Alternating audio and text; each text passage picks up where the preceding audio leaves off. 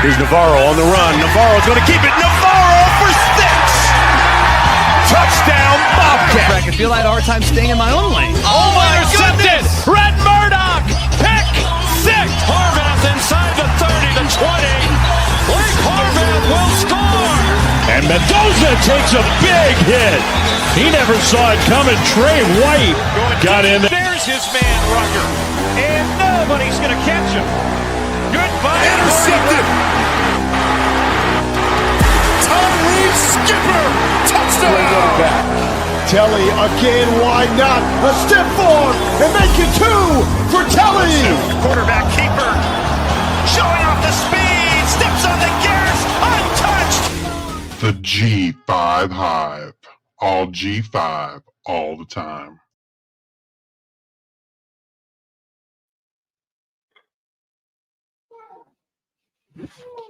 Welcome to the G5 Hive Live, where we bring you the G5 college football coverage you love each and every week. I am Luke.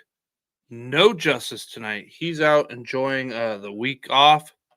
Help me put some stuff together tonight, but it is just me riding solo tonight. So I'll be trying to handle everything by myself. So if I don't get to your comment, I might be a little bit late, but I will try to get to those. So I want this to be as interactive as possible tonight. So make sure you get things in there, answer your questions. I also have 2 little kids that I'm trying to still get to bed as they are just going crazy today. I don't know what they give them at school, but if you're watching us on YouTube, please hit that like and subscribe button. And if you're watching us on X, give us a follow, a like, and a retweet. And if you're listening to us in podcast form, please rate and review. Tonight, we'll be bringing you up to speed on the news around G5, reviewing what went down in Week 5 and setting you guys up for success with our Week 6 previews. No 2020 players tonight, but I will be giving you some waiver wire honey for those that play college fantasy football. All right. Now, let's get into the G5 Hive Players of the Week as I get these slides up. Here we go. My offensive player of the week for Week 5, Memphis running back Greg DeRozier. Greg had 204 yards and 3 touchdowns on the ground as Memphis Tigers got their first win in the American play and moved to 5-0 overall in 2025. Congrats, Greg. Justices. Defensive player of the week for Week 5, Ohio Bobcat linebacker Cam Halabaugh. Cam had 8 tackles, 3 solo, 1 tackle for loss, and a sack, a forced fumble, and a big 71-yard pick 6 to lead the Bobcats to victory in Week 5. Congrats, Cam. Justice's offensive player of the week for Week 5, Hawaii quarterback Micah Alahado. Micah passed for 457 yards and 3 touchdowns to lead the Rainbow Warriors in a big Mountain West victory in Week 5. Congrats, Micah. My defensive player of the week for Week 5, James Madison linebacker Trent Hendrick. Trent had 11 tackles, 6 of which were solo, 3 sacks, 3 tackle for losses, a pass deflection, and a forced fumble. Trent's play helped the Dukes earn their first Sun Belt Conference victory of 2025 season. Congrats, Trent. Now, the G5 Hive freshman offensive player of the week for Week 5. For the second consecutive week, it's North Texas Mean Green running back Caleb Hawkins. Caleb ran for 140 yards and 2 touchdowns while catching 2 balls for another 78 yards and a touchdown to lead the Mean Green to victory in Week 5. Congrats, Caleb. The G5 Hive freshman defensive player of the week for Week 5, Jacksonville State linebacker Mac Sanders. Mac had 13 tackles, 5 of which were solo, 1 tackle for loss, and 1 pass defended as he led the Gamecocks defense in Week 5. Congrats, Mac.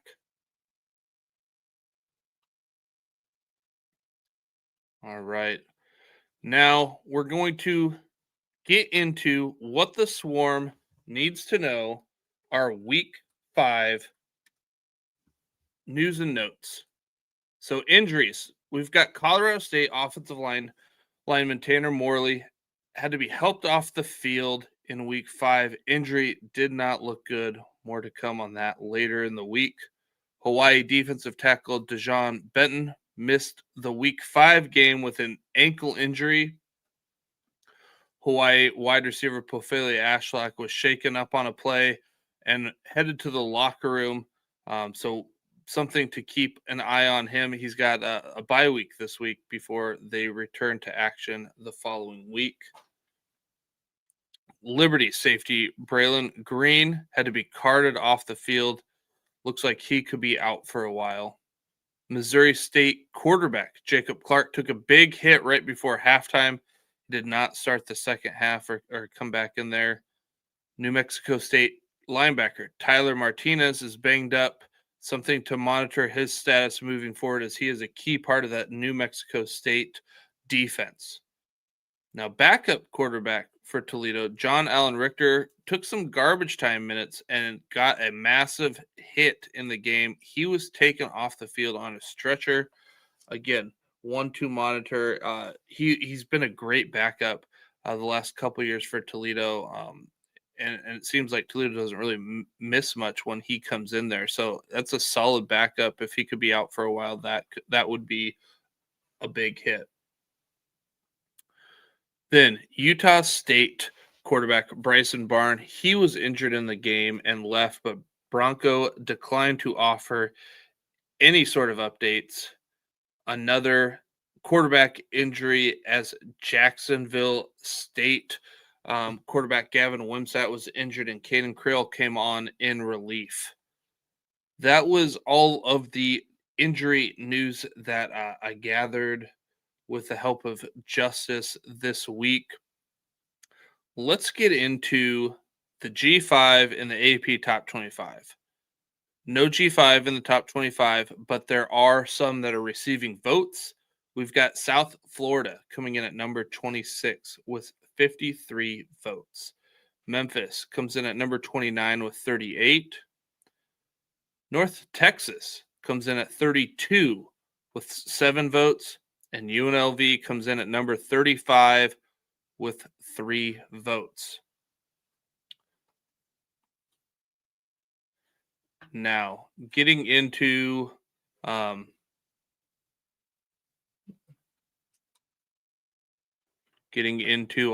G5 Hive Top 25 and our votes in the Hero Sports G5 Top 25 poll. We've got USF coming in at number 1, Memphis at 2, Tulane at 3, Navy at 4, Ohio at 5, ODU comes in at number 6, Texas State at 7, Boise State at 8, JMU at 9, North Texas at 10, UNLV at 11, Toledo at 12, Louisiana Tech at 13, Fresno State at 14, Delaware at 15, ECU at 16, Utah State at 17, coming in at 18 is UConn, followed by Western Kentucky at 19 and San Diego State at 20. We got UTSA at 21, New Mexico at 22, Central Michigan at 23, Hawaii at 24, and to round out the top 25, coming in at number 25 is UL Monroe.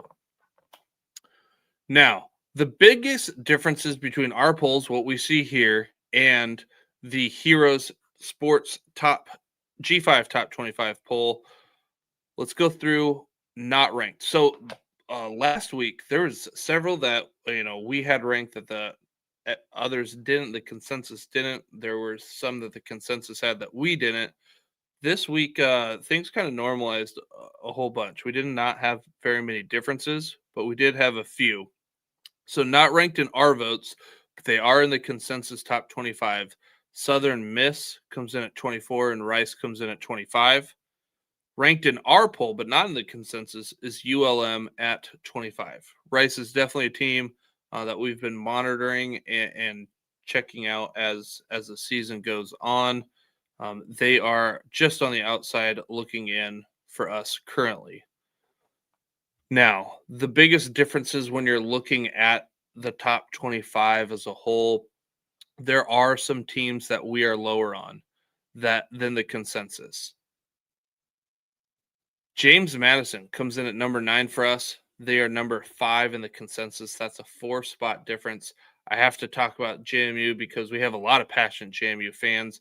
They're probably upset that they're not number 1, and I love it. Keep that fire up. That makes great fan bases when you're talking about where they want to be. James Madison comes in at number 9 for us, 5 in the consensus. New Mexico comes in at 22 for us. The consensus at 17, so that's a 5-spot difference. I'm just not sure exactly what New Mexico is because I don't feel like they've really been tested thus far.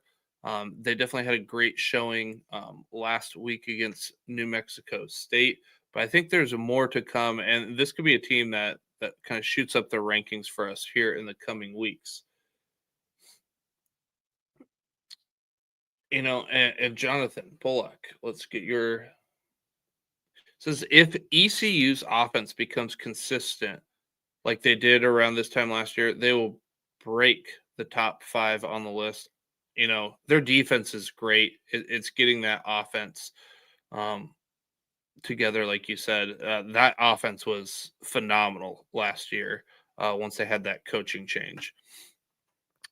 We have UNLV at number 11, the consensus at number 6. We're still a little bit lower on UNLV. We'll see what they had their bye this week, and we'll see what this the rest of the season has in store for them. But that is a team that was kind of this hodgepodge of guys on offensive defense that they've put together. It's actually gone a lot better than Justice or I had originally thought. Again, that is a team that could creep up as the season goes on. And then Fresno State for us at 14, consensus at 9. That's, again, a 5-spot difference. Fresno State quarterback play been pretty good. Obviously, Warner's been playing a lot better here with Fresno State than he was at Rice last year. Defense has been playing pretty well. Again, here, La Tech's defense, I think, has been lights out. Toledo, we still like. They're kind of they've been hit or miss lately, but I think their defense is pretty good. It's if you want to put Fresno State up a little bit, I don't think I could put Fresno State, too much further here. I really like this top 15 or so teams that we have here on the top 25. Now there are some teams that we are higher on than consensus, and that would be Ohio. Comes in at number 5 for us. They are number 11 on the consensus. That is a 6-spot difference. Love what this offense has done, and they honestly haven't been super great. Parker Navarro's had multiple turnovers, multiple fumbles and interceptions. There's a lot of meat still left on the table there or on the bone for Ohio and this offense. ODU comes in at 6, consensus at 12. Again, a 6-spot difference. Love what this ODU defense has been doing. A great win this last week against Liberty. Rainy game, lots of fumbles, but having Colton Joseph on the team definitely is a huge benefactor for this offense and helping them get to number 6. Then Delaware, number 15 for us, 19 on the consensus. That is a 4-spot difference. This Delaware team, I think Justice and I were both on Missouri State of the two to be ready to go this year because of quarterback play. Delaware had its starting quarterback decide to retire just a few weeks before the season started, and Nick Minicucci has been crushing it this year. Definitely a top 30 quarterback in the FBS, I think, as a whole. been playing well. They've got Western Kentucky coming up this week, so that'll be a huge game before they have another bye. They had a bye, then Western Kentucky, then another bye. And then UConn, number 18 for us, number 22 for the consensus. That is a 4-spot difference. UConn been playing pretty well, and when they have lost, it seems to be a one-possession game. Offense has been playing very well. Defense has been kind of letting them down a bit, but that is a difference that we have there. All right.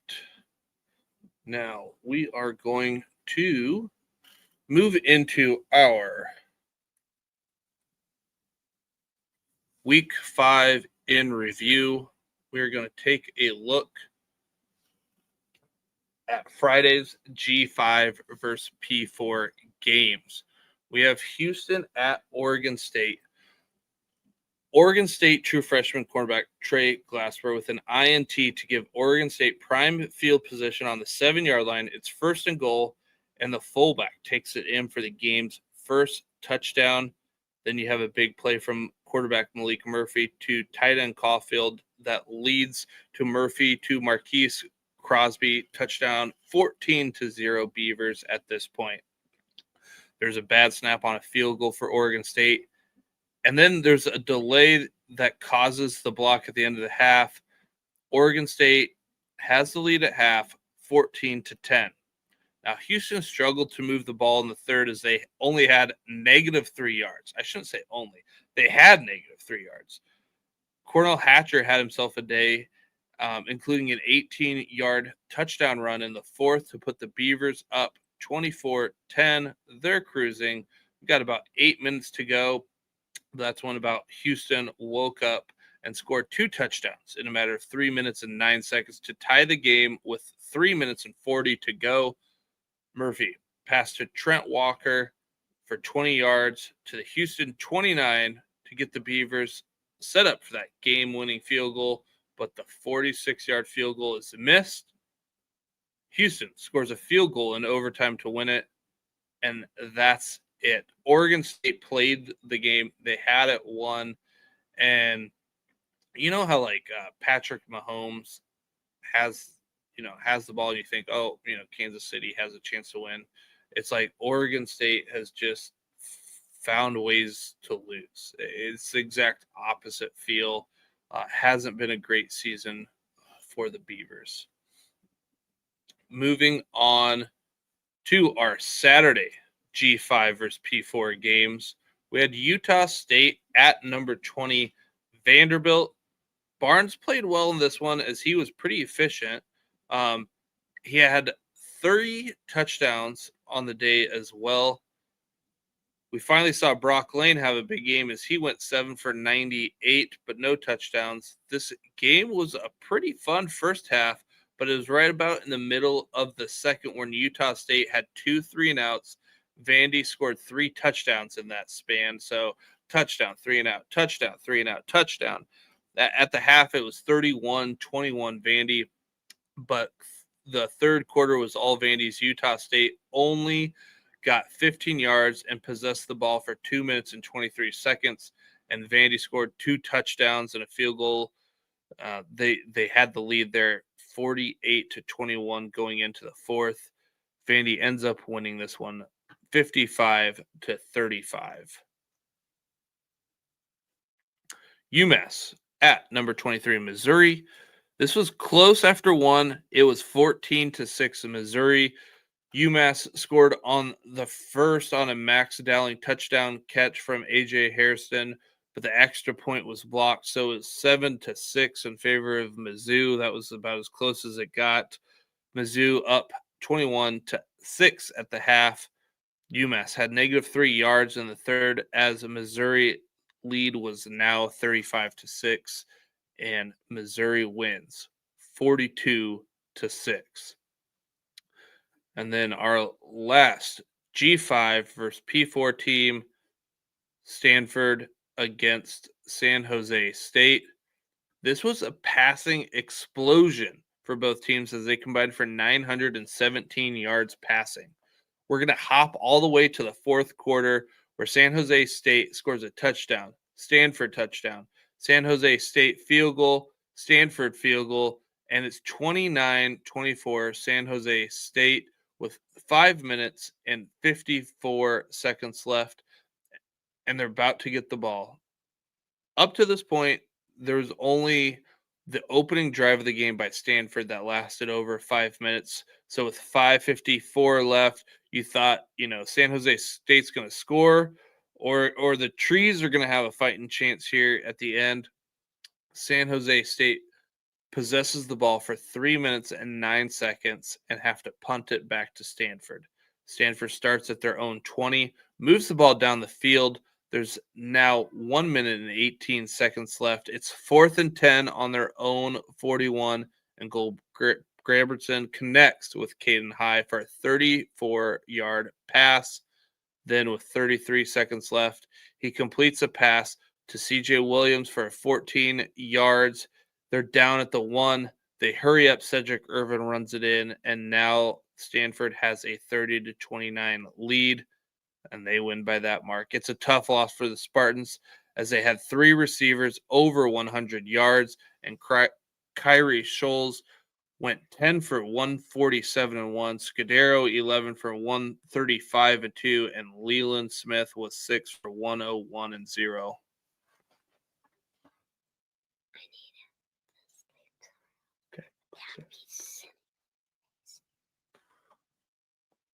All right. Now, let's move on over to our Thursday G5 versus G5 games. We have Army at East Carolina. ECU wins this one 28-6. The first quarter, there was 2 big plays, and they were the first 2 possessions by Anthony Smith, 40-plus each, had a touchdown. The first quarter, Army quarterback Hayden Reed drops a touchdown pass. Army turns the ball over on downs, and then Javante Connor had a 20-yard touchdown pass. He was wide open and recovered a fumble by Caden Hauser earlier in that drive, so he's rewarded. He recovers a fumble, then he gets the touchdown pass there for the Pirates. There were 3 drives, 3 touchdowns by ECU. It's 21-0 at the end of the first quarter. Starting of the second quarter, there's a big 30-yard run by Army running back Noah Short. Hayden Reed went to the medical tent. Carson Smith came in at running back, and then quarterback Coleman runs on a 3rd and 2. He fumbles. ECU recovers. Was the best drive of the game so far for Army before the fumble. They were in field goal territory at that part. Army holds ECU, and they force a punt. ECU is driving, but then Hauser throws an INT. Army goes for it on 4th down, and safety Jamari Lee Riddle lowers the boom on Dwayne Coleman to stuff him and give the ball back to the offense on the Army side of the field. They're already in field goal range at this point. 3rd down, Hauser runs, and he's caught from behind in the line of scrimmage, but Army gets a flag for a late hit on Hauser after he slid. This was a big Army mistake that would have forced a field goal. Now it's 1st and goal for ECU. Hauser pitches it back and to the running back, and an Army defender knocks it down for a fumble, and he recovers. Only 37 seconds left before the half.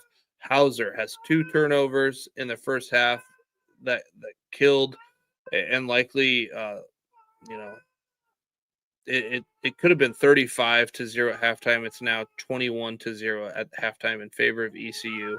Helms replaces Coleman in the 4th quarter with 8 minutes to go. Score was 28-6 at this point, so you don't think it was injury related. First quarter was all ECU as they were up 21-0. Dwayne Coleman scores in the 3rd to cut it, the lead to 15. ECU actually had a fake field goal for a touchdown, and they go on to win this one 28-6.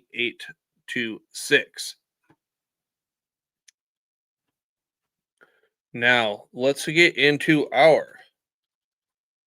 we have our G5 versus G5 Saturday games. And let's start us out with South Alabama versus North Texas first.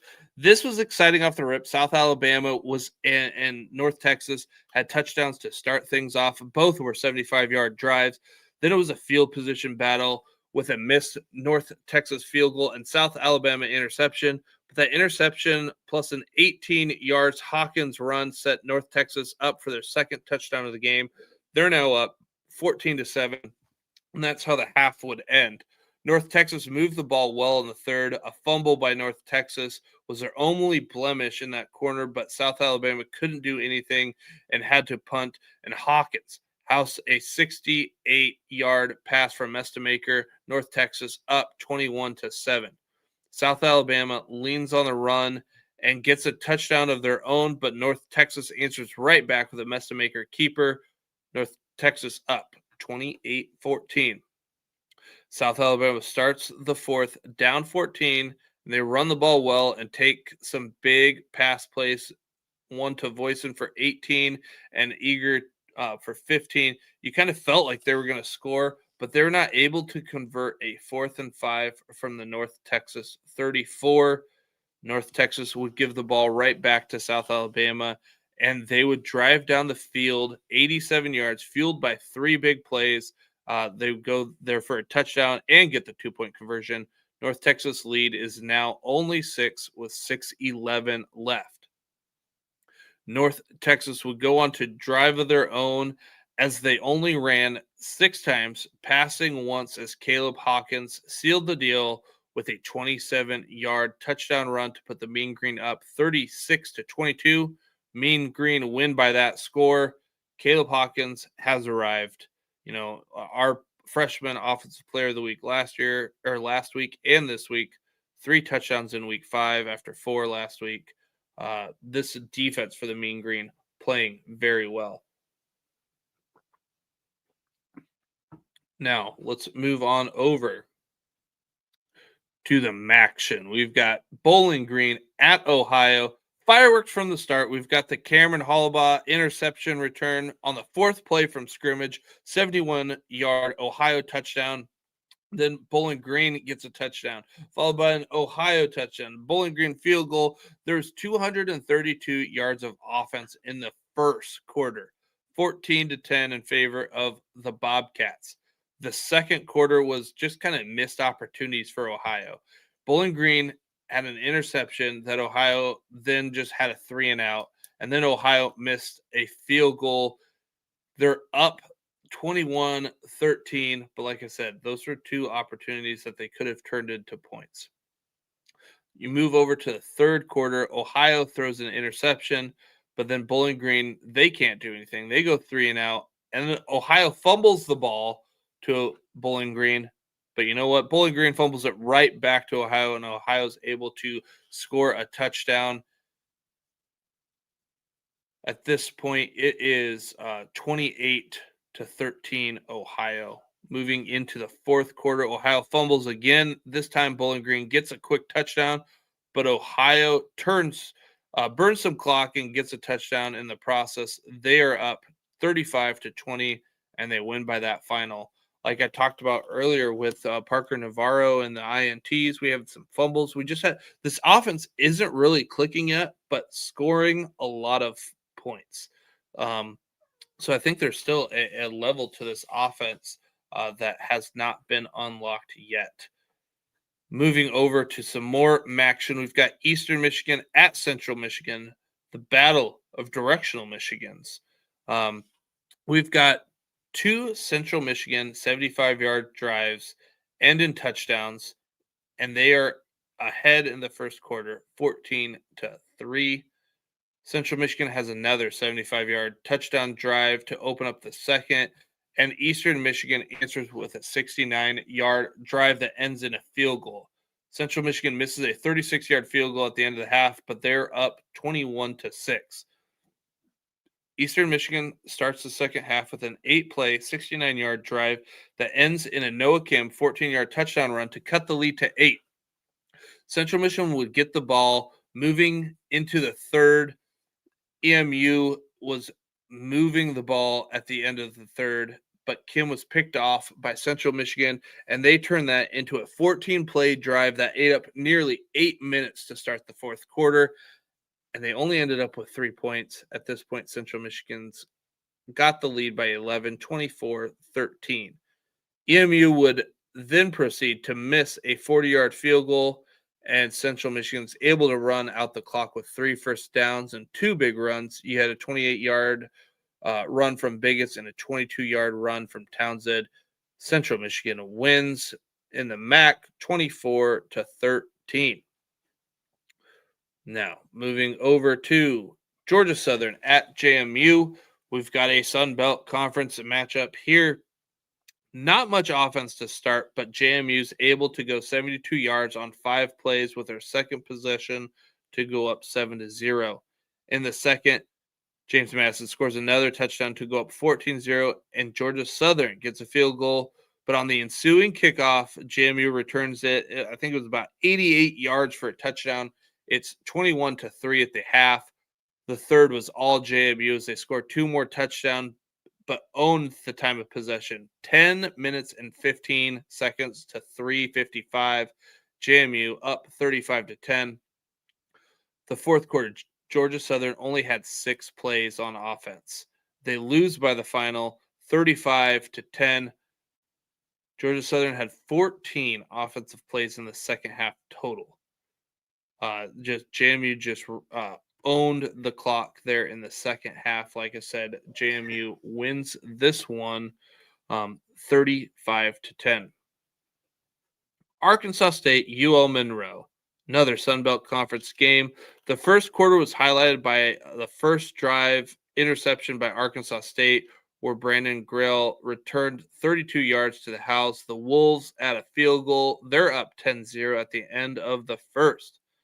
Now the second, UL Monroe has 2 touchdown drives. One, they went 92 yards after the other was set up by nice field position as Arkansas State failed on a 4th and 7 from the UL Monroe 36. UL Monroe responds by getting a touchdown. They're up 14-10 at the half.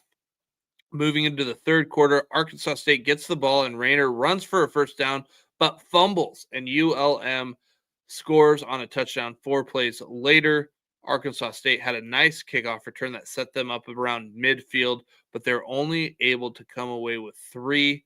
At this point, it is 21-13 UL Monroe at the end of 3. Moving over to the fourth quarter, Arkansas State opens the fourth with a 14-play drive that ate up nearly 6 minutes, actually a little over 6 minutes, and ended in a field goal, while UL Monroe ate up 6 minutes and 33 seconds, and their 9-play drive went 75 yards, but theirs ended with a touchdown. UL Monroe wins 28-16. Moving over to our next game, UConn at Buffalo. We're going to pick this one up in the second one. Buffalo pinned UConn at the 7-yard line. UConn ends up going 93 yards and ends up with a 25-yard touchdown catch by Skylar Bell. Buffalo answers quickly with Lamar Sperling has a 63-yard touchdown run, and then things stalled out, and it's 7-7 at the half. In the third, UConn driving, and it's 3rd and 1 at the Buffalo 16. UConn fumbles after getting a first down, but recover, and Cam Edwards punches it in from the 8 to go up 14-7. Buffalo responds with a field goal, and UConn tacks on a field goal themselves with less than 2 minutes to go in the third. Now, heading into the fourth, it is 17-10 UConn. Both teams don't really move the ball until about the 4-minute mark. Gunnar Gray connects with Victor Snow for Buffalo for 27 yards, then clacks the second for 9, and another pass to Snow before they ride Alj and cap the drive off with an Alj touchdown catch to tie things up with 1 minute and 4 left to play in the game. UConn, they have 3 big passes to put them in field goal range as Chris Freeman hits a 44-yard field goal with 11 seconds to go. UConn wins this one 20-17. San Diego State at Northern Illinois. game of field position. It was 3-3 at the half. That would continue into the second half, and the Aztecs would have the ball last and take it 49 yards, fueled by a 22-yard Lucky Sutton run that put them at the NIU 18. They managed the clock and hit a 25-yard field goal as time expires. Aztecs wins this one 6-3. There were 83 runs combined by these two teams in this game compared to 38 pass attempts. Overall, pretty even on penalty yardage, time of possession, things like that. Just a big rock fight in this one, but San Diego State able to pull this one off. Rice at Navy. We got an American Conference game in the first. Only offenses in the opening drive. The only offense was in the opening drive where Navy marched down the field and took about 8 minutes off the clock. They go up 7-0 on a Luke Hutchinson run. At the end of the first, Alex Texo rips off a 65-yard run. Navy opens the second with an 8-yard Horvath touchdown run. Navy up 14-0. In the second, both teams just struggled on third and fourth down as each team turned it over on downs, and the half ended with a missed 43-yard field goal by Navy. But Navy controlled much of this game up to this point. It's 14-0 at the half. Horvath throws an interception, and Rice goes on an 8-minute and 15-second, 18-play drive that only ends in a field goal lead, now 14-3. Navy and Rice each score a touchdown relatively quick compared to how these other drives went, but too much clock gets chewed up. Rice got a field goal at the end of the game as Navy wins this one 21-3. As the Navy wins this one 21-13. Two option offenses combined for 87 rushing attempts and 34 passing attempts. Very similar to the San Diego State NIU game. Rice didn't do well on third down. They were 4 of 15, and Navy was 7 of 12. Rice definitely won in the penalty yardage and the turnover departments, as Navy had double the amount of penalty as Rice and 1 turnover. But honestly, it didn't feel all that close. Navy definitely has some things to right the ship to get things going on as they continue in the American. Akron at Toledo. Some more action.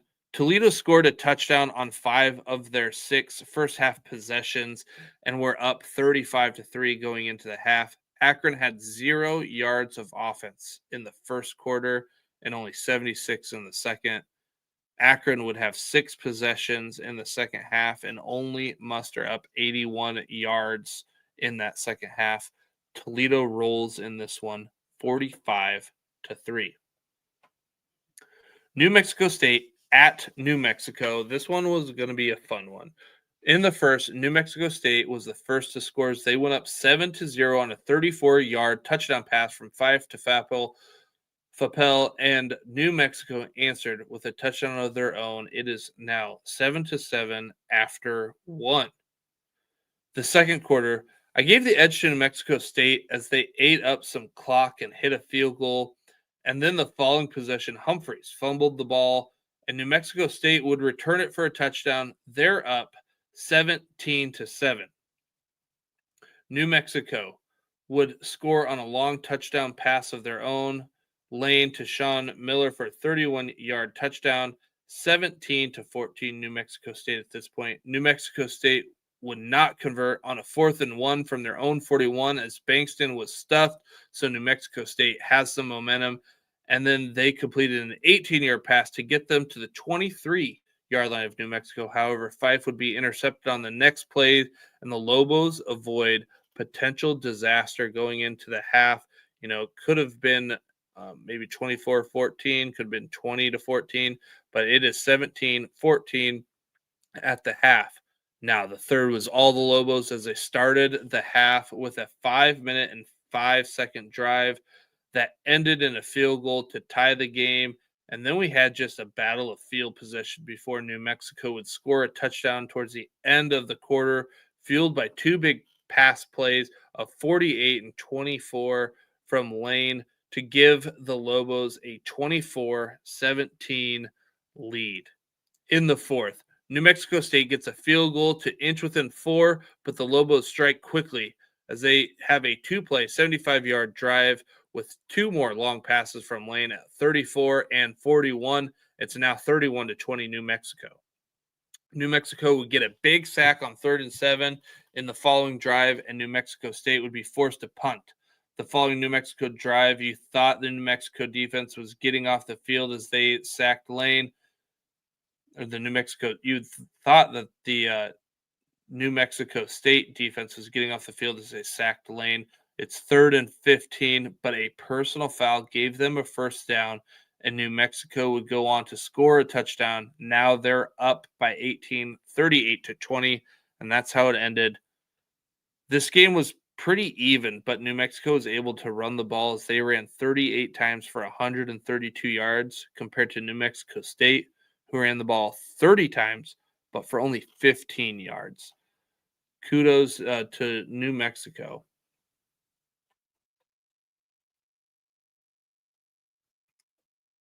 Next game, Hawaii at Air Force, a Mountain West Conference game. This game was fun if you like offense. It had over 1,000 of total offensive yards. Liam Sarka versus Micah Alejado, as Micah accounted for 463 yards and 3 touchdowns against Sarka's 417 yards and 3 touchdowns. It was a back and forth, but a third quarter INT from Sarka on 1st and 10 from the Air Force 41 with 125 left set Hawaii up in good field position. Hawaii was up 24-14 at the time, and then went up 31-14 in the fourth with a touchdown from Cam Barfield. Air Force was able to get 2 touchdown drives. Both drives were 75 yards that took them about 1 minute and 30 seconds, which helped them get close as it was 41-35 with 4 minutes and 30 seconds left, and Hawaii with the ball. They get a big chunk play, and Air Force has a personal foul that ends up leading to a Hawaii 25-yard field goal with 34 seconds left. It puts the Rainbow Warriors up by 9, and they get the win, 44-35 on the road.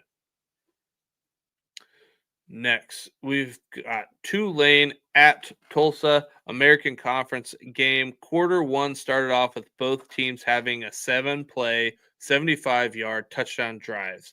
But then it was kind of hard-pressed to move the ball after that. After the first quarter, it's 7-7.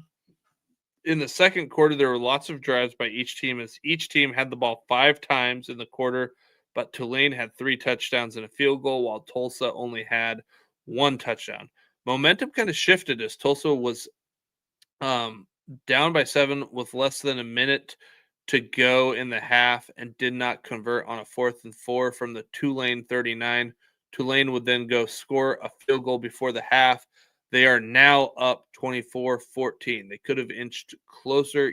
Who knows? Maybe you go for 3. I think you go for the touchdown in this case. Tie it up. Instead, you got a 10-point swing there. Quarter 3, there was really only one drive that got put together, and that was by Tulane. It was a 13-play, 69-yard drive that ended in a Javion Gordon touchdown run. Other than that, Tulsa had 5 total yards in the quarter compared to Tulane's -7.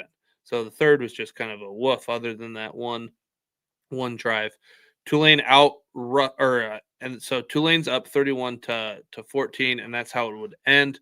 Tulane wins 31-14. Tulane outrushed Tulsa 185-92, but they were pretty undisciplined. They had 12 penalties for 104 yards.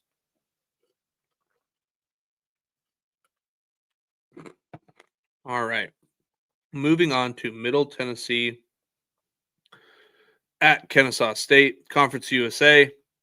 Rough start for Middle Tennessee and a fast start for Kennesaw State. Middle Tennessee fumbled on their first possession, and Kennesaw State scores a touchdown. Kennesaw State scores 3 touchdowns on 4 possessions in the first, and they're up 21-3 after 1. Quarter 2, Kennesaw State fumbled. Middle Tennessee converted that into a touchdown, but missed opportunities for Middle Tennessee as Kennesaw State would miss a field goal, and Middle Tennessee would drive down and throw an interception at the 2-yard line.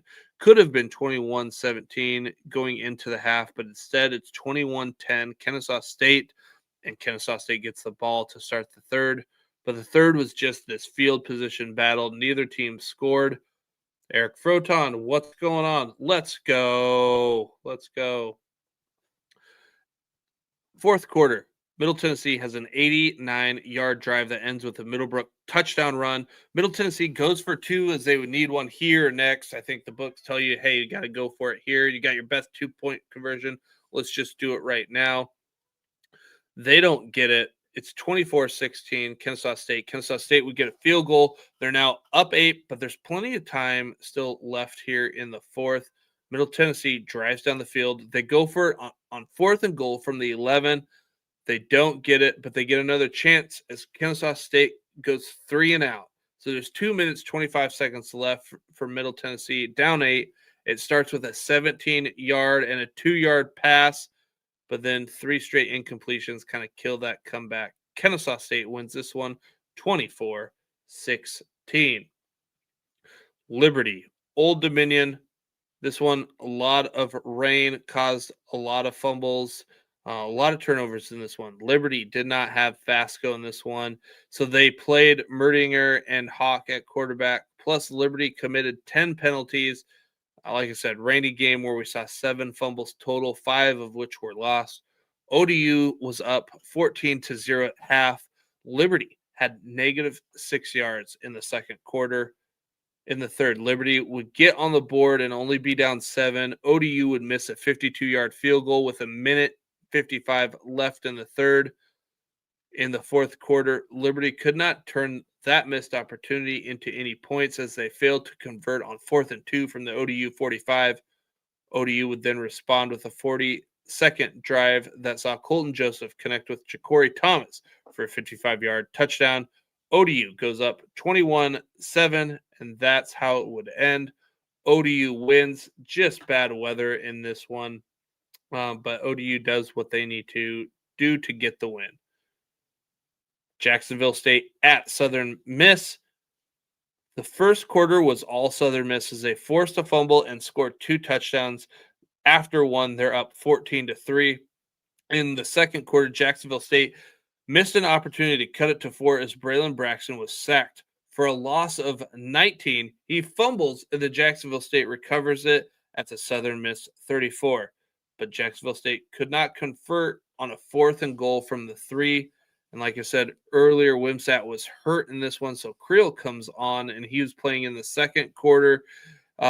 He would fumble later in the quarter. Now, Jacksonville State could not convert the Southern Miss fumble into any points. Southern Miss did, and they scored just before the half. They're up 21-3. Quarter 3, we saw Southern Miss go up 28-3, but Jacksonville State would respond, and so would Southern Miss, 35-11 at the end of 3, and it would be enough and that would be like all we needed as the final was 42-25. Southern Miss pulls this one out.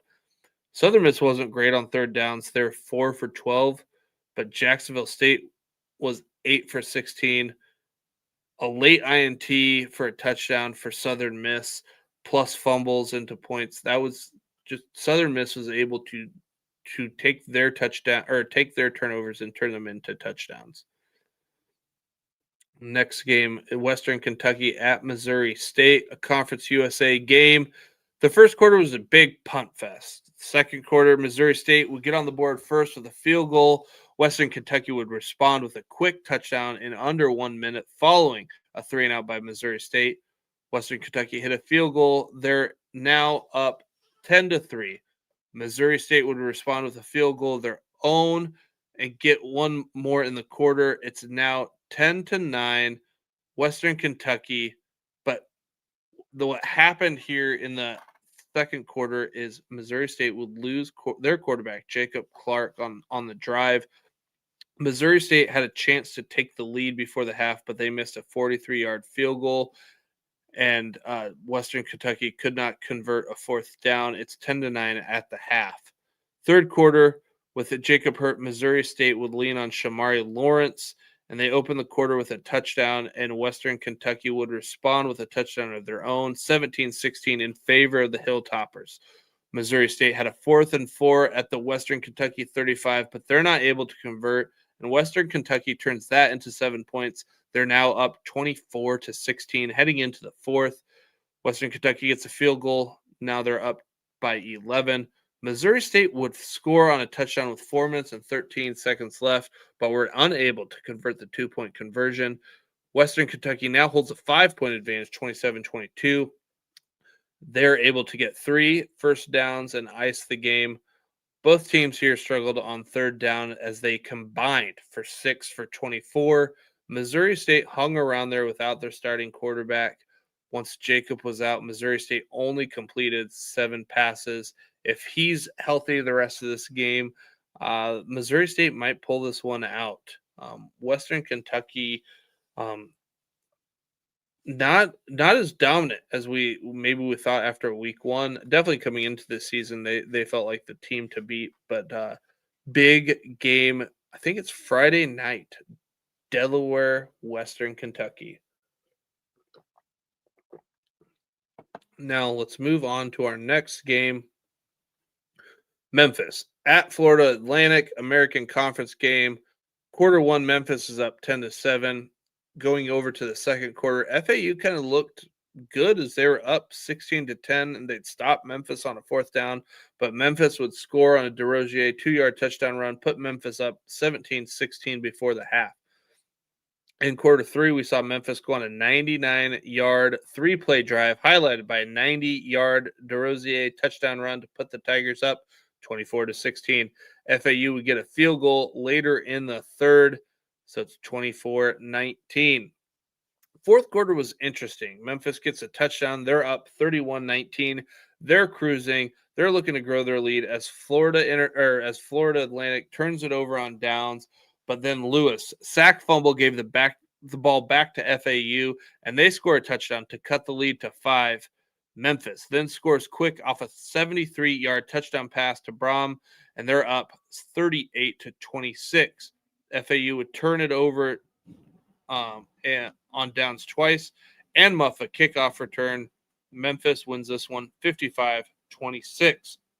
The rushing game went Memphis's way as they won the battle 291-75. There were too many penalties for FAU, 10 for 62, as opposed to Memphis was 3 for 25. Next game of the night was Washington State at Colorado State.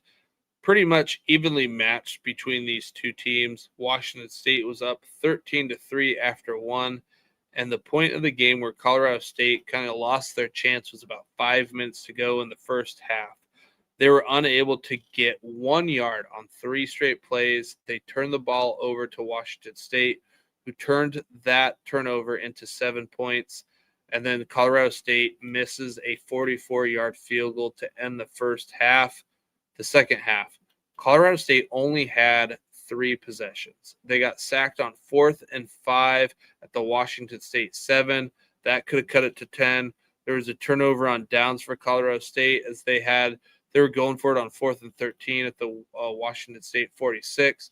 Then they had a field goal blocked with 7:09 left in the game. The final would end up being Washington State 20, Colorado State 3. Colorado State moved the ball pretty well, but they couldn't convert any time that they needed to. I picked Colorado State to be in the Mountain West Championship at the beginning of the year. That is definitely not happening. And Washington State hasn't been playing well this year, and to lose 20-3, just not great. Not great. This was a game I was very excited for, and it did not go the way I kind of thought it would. Boise State, App State at Boise State. This was all Boise State in this one. App State was 2 for 13 on third down, and they were outgained 473 to 184. They had 11 penalties for 94 yards, also had 4 turnovers, which led to 14 Boise State points, which would have been enough to tie them in this one. It's hard to win games like that, especially on the road. Boise State rolls 47-14. Then a fun game here. Marshall at Louisiana, Sun Belt Conference game. Game ends in the 50s for both teams. We've got overtime in this one. Let's head to the fourth quarter. So Marshall's up 34-20. Marshall misses a 52-yard field goal. Louisiana responds with a 65-yard drive for a touchdown to cut the lead to 7. Marshall punts it back to Louisiana, and they again go on a long drive, this time 81 yards that ends in a 45-yard touchdown pass from Winfield to Charles Robertson. We're tied up at 34 with 4 minutes and 27 to go. Marshall drives the ball down the field with a Carlos Del Rio Wilson pass to DeMarcus Lacey for 27 yards, and the Thundering Herd take a 7-point lead with 1 minute and a second left in the game. Louisiana gets help with an offsides on 4th and 1, and then complete a 12, 15, and 24-yard pass as the Raging Cajuns tie the game with 16 seconds left to go in the game. Louisiana gets the ball first in overtime. They score right away. Marshall responds. We head to a second overtime. Marshall's only able to get a field goal, and Louisiana cashes in on a 10-yard touchdown run by Winfield to win the game 54-51. Marshall lost by 3 in overtime. They had 12 penalties for 102 yards, while Louisiana only had 1 for 5. I talked about, the offsides earlier. Penalties killed Marshall in this one. If they limit those penalties, I think that they maybe pull this one off. All right. Moving on to Louisiana Tech at UTEP, a Conference USA game. There were 9 turnovers in this game, and this game started with a Malachi Nelson interception on the opening drive. Louisiana Tech would go on a 10-play, 60-yard drive that would end in a touchdown. First half would end 7-0 Louisiana Tech. Moving over to the third quarter, Louisiana Tech with the ball, fumble. UTEP with the ball, interception. La Tech punts, UTEP interception. That sets Louisiana Tech up on the UTEP 12, and they are able to get a field goal. Now it's 10-3. Heading into the fourth quarter, La Tech would score a touchdown to go up 24-3. UTEP would put Skylar Locklear, who marches they put in Skylar Locklear into the game, who immediately marches the team down the field, and they score on a 35-yard pass from Skylar to Wandam David Jr. It's 21-14. La Tech with 3:34 left. Next time UTEP had the ball, Locklear threw an INT, and it was returned by Alonzo Jackson for a touchdown. Louisiana Tech wins this one 30-11. This Louisiana Tech defense is legit. UTEP had 7 possessions in the fourth quarter alone. It went field goal, punt, interception, turnover on downs, touchdown, interception, end of game. But the big thing is they win the game, but the big thing is here they lose linebacker Kobe Fields. Kobe Fields, probably defensive player of the year right now for CUSA, gets hurt in this one. Hopefully he does not miss much time. Now, I got to take a break here. Take a little swig. Now, we're going to move into our Week 6 preview G5 games. We're going to start off Thursday with a G5 versus G5 game. We've got Sam Houston versus New Mexico State at 9 p.m. Eastern. This is a CUSA game. Let me pull up here what the spread is.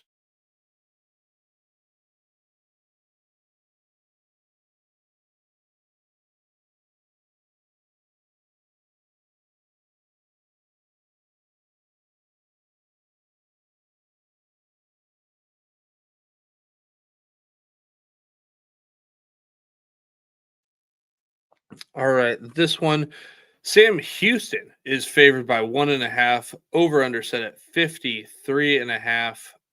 In no way do I feel like Sam Houston should be favored on the road. I get it; they're coming off a bye. I am going to kind of be curious to see if Hunter Watson continues to be the quarterback of this team. I'm thinking that he does, but maybe a short leash. I think I'm gonna take New Mexico State in the points in this one. We're moving over to our Friday G5 versus G5 games. This one will be a great game. I'm very excited for this one. Western Kentucky at Delaware, 7 p.m. Eastern, CUSA conference game. Over under set at 61.5. Delaware with a 2.5 point is favored by 2.5 points. I think I lay it with Delaware. Delaware's just been very impressive this year. Western Kentucky's defense has been all right. Not been running it too much, which isn't too different from other Western Kentucky teams. But that week one, you saw them run the ball better, and they kind of had this offensive explosion. I think I like Delaware in this game. Charlotte at USF. South Florida favored by 26.5. Over under set at 55.5. Anytime with the games like this that are this big, I like to steer clear of. But I do expect South Florida to have their way with Charlotte in week 6. New Mexico versus San Jose State, 10 p.m. Eastern, Mountain West Conference game. San Jose State favored by 2.5 points. Over under set at 58.5. New Mexico's defense has been playing well but they've been playing well against the run a lot, and San Jose State does not run as nearly as much as they pass the ball. So I'm very interested to see how this offense for San Jose State matches up against this defense for New Mexico.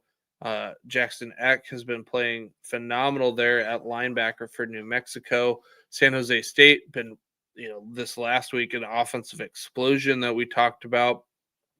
I will be interested to see this game because San Jose State just hasn't lived up to the expectations for me that I had going into the year, and New Mexico has performed above expectations for me.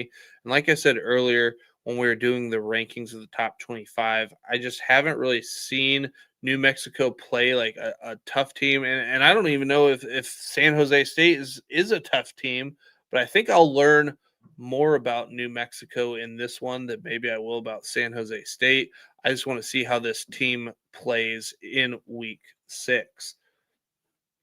Colorado State versus San Diego State, 10:30 p.m. Eastern, another Mountain West Conference game.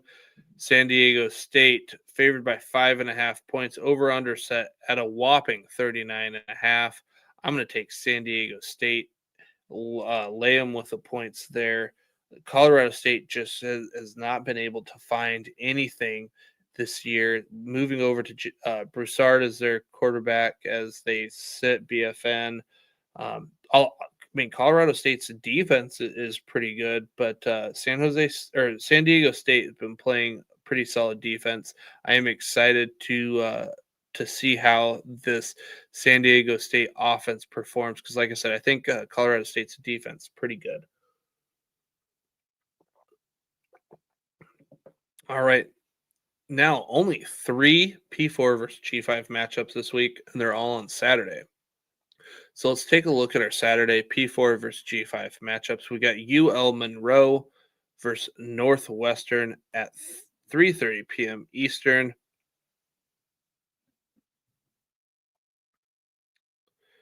And over under set at 40.5. Northwestern favored by 10.5. This one's at Northwestern. UL Monroe been playing pretty well.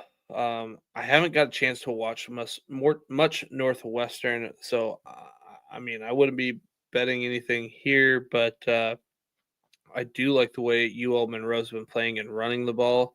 So I think I'd be tempted to um, take the points for UL Monroe as you're giving them 10.5. So I think I like that.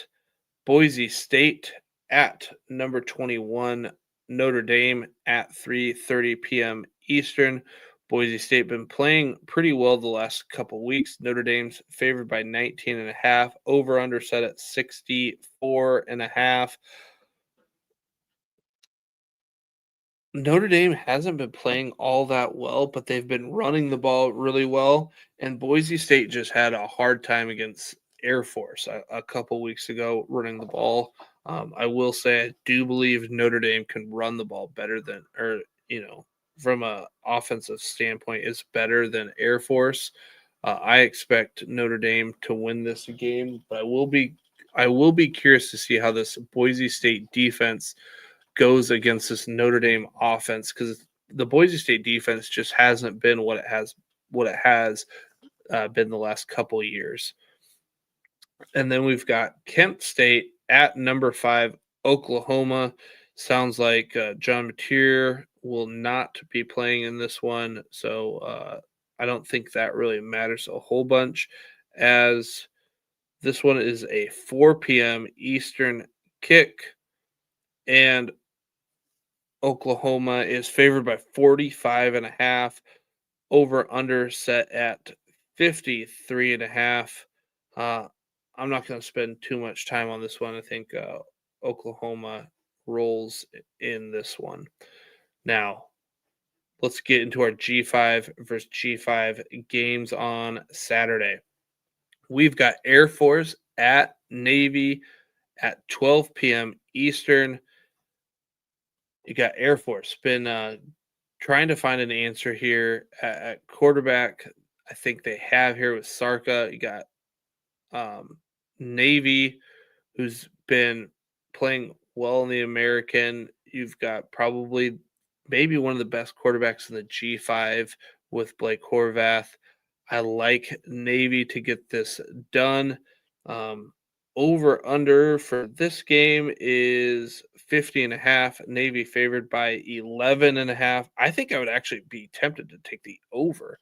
I know you're used to taking unders, but the Air Force defense has been ran on. Obviously, Navy can run the ball pretty well, but Air Force has been passing it pretty well lately with Sarka under center. So I look for this one. I would take the over of 50.5. Next game, we have Army at UAB. Army favored by 7.5. Over under set at 57.5. I think I'm just like writing overs in the whole game. UAB, Jim Kitna, he's going to throw the ball about 50 times a game. Their defense is not very good. Corey Milner will be out. He's stepping away from team activities for a while. But I just think they pass the ball so much, and Army quick and effective. I think this one definitely hits over 57.5. Ohio at Ball State. We've got action 12 p.m. Eastern. Ohio favored by 14.5. Over under set at 50.5. I don't know. I think I'm going to, part of me wants to lay the points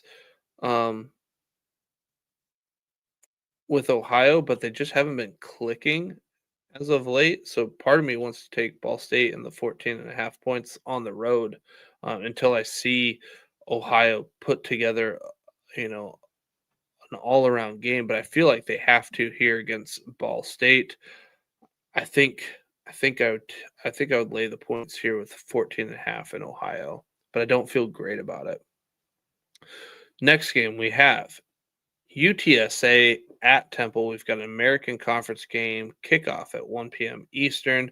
UTSA favored by 6.5. Over under set at 56.5.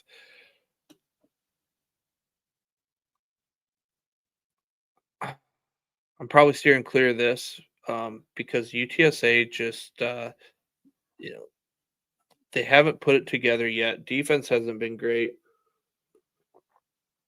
We haven't played a lot of G5 competition, but you've got Robert Henry on your team. I don't remember, but I think he probably still leads the nation in rushing, even after a bye week. I say he's the best player on the field. I think if I have to take anybody, I take UTSA. Lay the points with a 6.5. I think they could win by more, but I need to see this defense for UTSA stop the run here for Temple. Western Michigan at UMass, Maction game. This kickoff is at 2:30 p.m. Eastern. Let's see here. Western Michigan favored by 12.5 points. Over under set at 46.5 points. I think Western Michigan rolls on the road. As I'm trying to remember who brought it up, but they had mentioned that Western Michigan has beat the spread by like 10 plus points in the last couple weeks. I think that they keep things rolling on the road, wins this one. 12.5 points is big, but they've been playing well as of late. Definitely got my eye on Western Michigan in week 6 and beyond. Oregon State at App State, 3:30 p.m. Eastern game. Oregon State favored by a 1.5 on the road. Over under set at 54.5. Oregon State's 0-5, App State 2-2, and Oregon State is favored on the road. I don't like this, but App State has not been playing well lately, and Oregon State played well and lost. But I just don't feel like I've got to take the App State and take the points there. I think that they win this game outright, but they got to play a lot better on offense. Too many interceptions, too many turnovers by AJ Swan. And I don't know what happened this last week against Boise State. Stroman, Barnes, pretty much invisible in that game. But I've got to feel like the Mountaineers get it going in this week. If they don't get it going here against Oregon State, it could be a long season for the Mountaineers. Next game, FIU at UConn. UConn favored by 7.5. Over under set at 54.5. I think I would take FIU and the points in this one. I'd be tempted to go over. FIU is going to run the ball, so that's going to kind of keep that point total down. But UConn's defense has not been stellar, but they've been passing it well. Defense was able to shut down FAU with how much they throw the ball. Not saying it's always effective, but they throw a lot of volume. So I think this one will be a good one. I would not, Connecticut favored by 7.5. I think I'm going to take FIU and the points in this one. Don't feel great. I mean, FIU, I don't think they're ranked in our top 25, and UConn is. I just think UConn has a much more explosive offense if needed to come back. Skylar Bell just crushing it this year. Next, we have James Madison at Georgia State. We got Sun Belt Conference game at 3:30 p.m. Eastern. James Madison favored by 19.5 points on the road. Over under set at 54.5. Those are very big numbers. I think I'm going to stay away, but JMU been rolling since Alonzo Burnett has taken over that job with that healthy knee of his. JMU probably rolls in week 6. Central Michigan at Akron, 3:30 p.m. Eastern. We've got some action. Central Michigan favored by 8.5, over under set at 45.5. I think Central Michigan wins this one. I think they win by more than 8.5. Lay the points here with Central Michigan. I think the name to watch in this one is Nari Biggins. I think he's going to have a couple explosive plays in this one. Give me Central Michigan in the Chippewas. Eastern Michigan versus Buffalo, 3:30 p.m. Eastern. More action. Buffalo favored by 9.5. Over under set at 51.5. Buffalo has not looked great lately, and having them on the road or at home favored by 9.5 seems like a lot. Eastern Michigan been passing the ball a lot with Noah Kim. I don't have a great feeling, but Buffalo's got to turn things around. Um, I think I might take because of Buffalo's defense and how they've been playing lately. I think I got to take Eastern Michigan and the Buffalo over. Like I said, 51.5. That might be what I play here. Brett, welcome. Welcome to this week. Just me tonight. Justice is taking the night off. He is doing some traveling. Miami at we got Miami at Northern Illinois. We got more action, 3:30 p.m. Eastern. In this one, over under set at 38.5. Miami favored by 5.5 points. This could very well be similar to the rock fight we just saw last week for Northern Illinois in the 6-3 loss to San Diego State.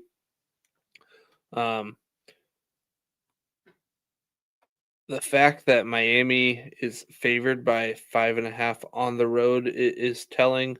I think that tells you, if you're reading that, that maybe DeQuan Finn is back in this one after their bye. I'm probably just staying put because right now both teams struggling. I do like how Northern Illinois has been able to run the ball minus last week. But yeah, I'm probably avoiding this game. Texas State at Arkansas State. Arkansas State really struggled so far this year. It's 4 p.m. Eastern, Sun Belt Conference game. Texas State favored by 13.5 points. Over under set at 63.5. I feel pretty good laying the 13.5 points with Texas State. I think Texas State's offense is explosive. And like I said, Arkansas State really been struggling, and they seem to let up a big first quarter. I would not be surprised to see like a 21-3, 21-7, 21-0 lead for Texas State after one. Give me Texas State in this one. Coastal Carolina versus Old Dominion, Sun Belt Conference game, 6 p.m. Eastern. Old Dominion favored by 18.5, over under set at 54.5. I'm staying clear of this one mainly because I thought Coastal Carolina could have been one of the worst teams in the G5 a few weeks ago, and then they come out and they put up a nice performance before their bye week. You head into ODU. ODU been playing overall pretty well. I would take ODU at home, but I just don't feel great because I guess I don't really know what the Chanticleers are at this point in the season. Next game, UNLV at Wyoming, 7 p.m. Eastern. We've got a Mountain West conference game here. Weird things happen in Laramie at night. UNLV favored by 3.5, over under set at 53.5. I think I am going to lay the points with UNLV. They continue to be undefeated, but I would not be surprised to see them struggle a little bit at the beginning and turn it on in the second half. I like UNLV to win in week 6. South Alabama, first Troy, Sunbelt Conference game, 7 p.m. Eastern, over under set at 47.5. Troy favored by 2.5. Troy's defense been playing pretty well. South Alabama, Bishop Davenport's just been like a turnover machine. I feel like there's like 2 or 3 turnovers that he has per game. I think, um, but Troy's offense has not been great ever since Goose Crowder went out. They've really struggled to move the ball. I feel like South Alabama wins this one, even though they've struggled themselves. I think I am going to take the South Alabama and the points if they're giving up 2.5 points there. FAU at Rice, an American Conference game. I'm excited to see how Rice's defense fares against FAU in that pass offense, and I expect Rice to be able to move the ball in this option offense. It's like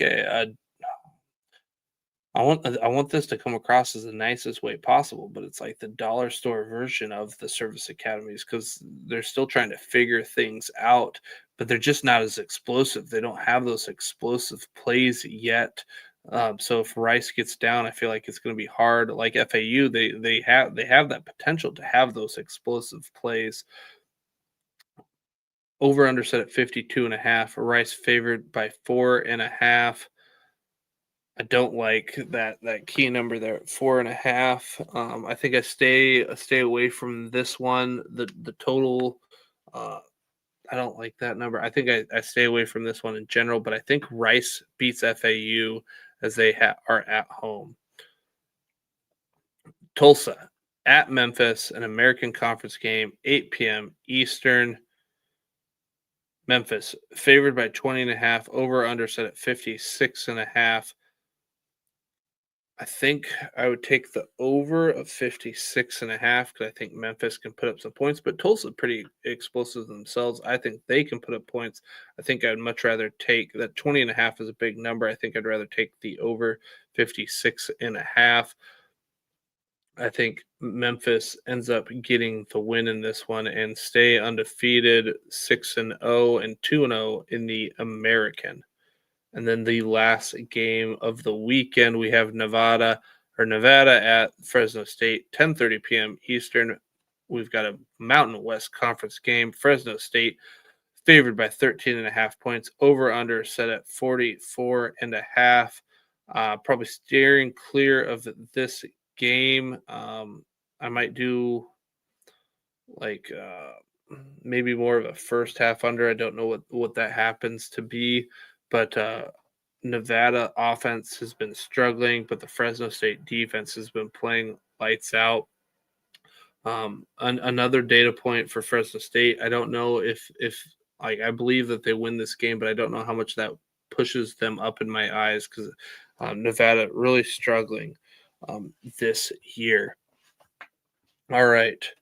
Like I said this week, no 2020 guys, as Justice and I are not together. So we are going to move right into our waiver wire honey. After week 5, it's just me, just my thoughts. Got them here on my notes. So here we go. Quarterbacks. Liam Sarka, 8% owned. They've got Navy in week 6. Liam came on in relief versus Boise State in week 4 and got you 37.2 points. 6-point passing touchdown leagues are what I like to play, so that's what I use. In week 5 against Hawaii, he accounted for 404 yards of offense and 3 touchdowns, good for 41.02 points. Obviously, Navy has a very good defense, but look for Liam to help you more in like the season long. But I think he performs pretty respectively in week 6, especially given all the bye weeks that we have going on. Number 2 for me is Brennan Lewis of Memphis. He is 30% owned, so right on our threshold. They've got Tulsa in week 6. Lewis has put up back-to-back great weeks of 34.6 or 34.26 against Arkansas and 35.84 against FAU. Look for good things to continue as the Tigers face Tulsa in week 6. Tulsa allowed 18.58 points to Jake Ratzlaff last week and 25.66 points to Blake Horvath 3 weeks ago. Then Nick Minicucci. He's currently 16% owned. They've got Western Kentucky in this one. Currently quarterback 30, number 36 overall. Volume-wise, he's going to throw it about 35 times a game. They've scored more than 30 in each game, minus their 31-7 loss to Colorado. Western Kentucky allowed Missouri State quarterback and backup to throw for 200 yards and 1 touchdown. Plus, their backup quarterback ran 8 times for 61 yards. Nick Minicucci is averaging 18 yards on the ground and a touchdown per game on the ground. I like Nick in season-long leagues and in week 6. And then just kind of a name I wanted to just throw out there. If you really need help, Logan Fife, I think, is an option there for New Mexico State. They're playing Sam Houston. Sam Houston hasn't been great. G5 opponents against Sam Houston. Hawaii, they had backup quarterback Luke Weaver score 30.36 points. Against Calandria and UNLV, gave up 20.26. And against MacGyver in Western Kentucky, gave up 40.74 points. I think if you need a sneaky guy, Logan Fife might be a name to pick up and stream this week. 1% owned in leagues. Running backs. Caleb Hawkins. He's on a bye this week, but he's 11% owned. He's back-to-back weeks with over 35 points. 37.3 versus Army and 41.8 against South Alabama. Like I said, a bye week in week 6, but a nice weekly starter, I think, going forward as he's seen an uptick in his usage. 5 carries, 0 carries, 8 carries, 13, 16. They get USF in week 7. He's carrying the ball about 30 to 40% of the time out of that backfield. Again, I think it's a name that maybe you could rotate in as you need options during the season, but a bye in week 6. So because he has a bye, we need some names for you to get in your lineups this week. Wayne Knight being one of them, 7% owned. The Dukes have Georgia State in week 6. He's coming off back-to-back 20-point-plus outings. He also had 20.6 points against Liberty and 28.6 against Georgia Southern in week 5. He's averaging 22 touches and 151 yards and 1 touchdown per game over the last 2 weeks. They played Georgia State, like I said, in week 6, and while they've only played Memphis as their only G5 team, Memphis ran for 205 yards and 4 touchdowns against the Panthers. Murray State also ran for 123 yards and 2 touchdowns on them in week 3. I look for Wayne Knight to eat in week 6. And like I said earlier, Central Michigan, a name to watch, Nari Biggins. 7% owned. They've got Akron in week 6. Back-to-back 20-point outings for Nari. He had 21.1 against Wagner and 22.6 against Eastern Michigan. He's getting the targets out of the backfield, and Biggins led the backfield amongst running backs with 14 carries compared to Townsend 8 and Cornish 3. Akron's coming off their bye. But before that, we just saw Toledo rush for 252 and 3 against them. While there will be a rotation, I like Biggins in week 6. Again, lots and lots of buys. Wide receivers. Brandon, B.J. Hawkins, 0% owned. We've got UAB versus Army. Brandon has seen 3 straight games of 5 targets or more in 3 straight weeks. 17 targets to be exact. He's turned those 17 targets into 14 receptions for 148 yards. 2 weeks ago, we saw him get 19.9 points against Tennessee, and now their wide receiver number 1 option, Corey Milner, is set to miss some time. Milner had scored 20.8, 22, and 19 fantasy points his last 3 weeks. So I look for Kitna to chuck it a lot against Army in week 6. And Army saw Anthony Smith score 17.7 points as Caden Hauser threw for 251 and 2 against them. And then against North Texas, we saw Miles Coleman score 15.4. And Drew Mestamaker scored threw for 249 and 1. I look for Hawkins, BJ Hawkins in Fantrax to put up a respectable numbers here in week 6. Jordan Napier, 26% owned. Aztecs have who do they have this week? Colorado State. They have Colorado State this week. A name I mentioned last week. I suggested him. He was one of our 2020 guys as he ranked 13th in the G5 in targets per game with 9 and 18 and yards per game with 78.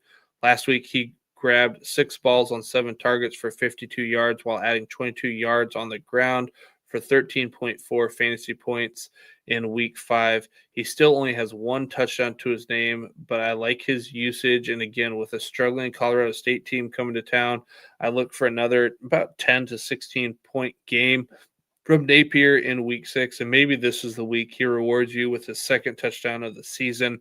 Again, all the buys. I think Napier's usage is something to be looked at.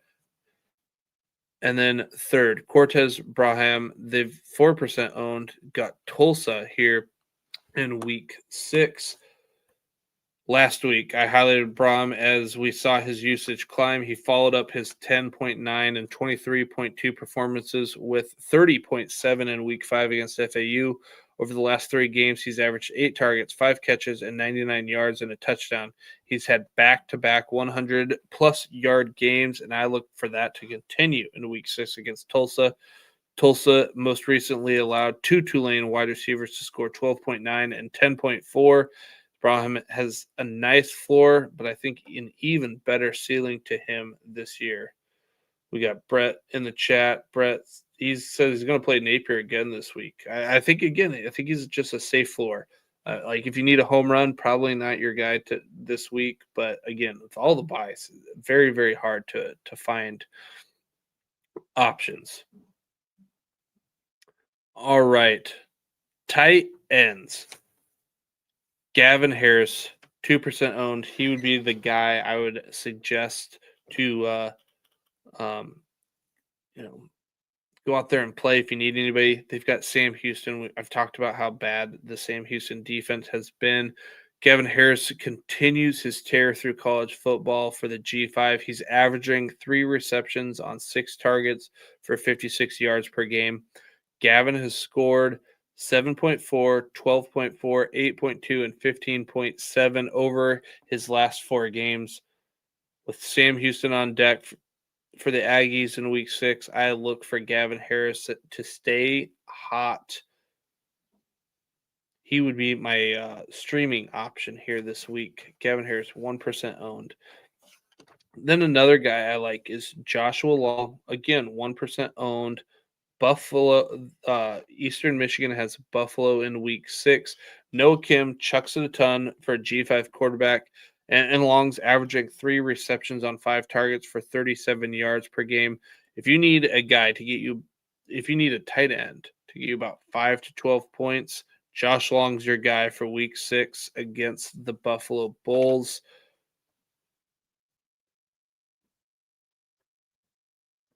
That's it. That's it. We've did the waiver. We've done our previews. We've done our week in review. I did it. I did it without Justice. I talked into a mic for over an hour and 30 minutes. That's it. That's the end of our show. Thank you guys for tuning in. Had a lot of people, tune in to watch, a lot of comments. I appreciate it, guys. If you're watching us on YouTube, please hit that like and subscribe button. On X, give us a follow. And if you're listening to us on Amazon Music, Apple Podcasts, or Spotify, please subscribe and leave those 5-star ratings and reviews. We're so grateful for the immense amount of support that we've received, and we sincerely thank each and every one of you. Be sure to join us next week as we discuss what happened in Week 6. Justice will be back. It'll be a two-headed monster again, and we'll look forward to what we have coming in Week 7. And as always, bring you up to date on the latest news and happenings in the world of G5 college football. Until the next time, we are the G5 Hive. Hot guy,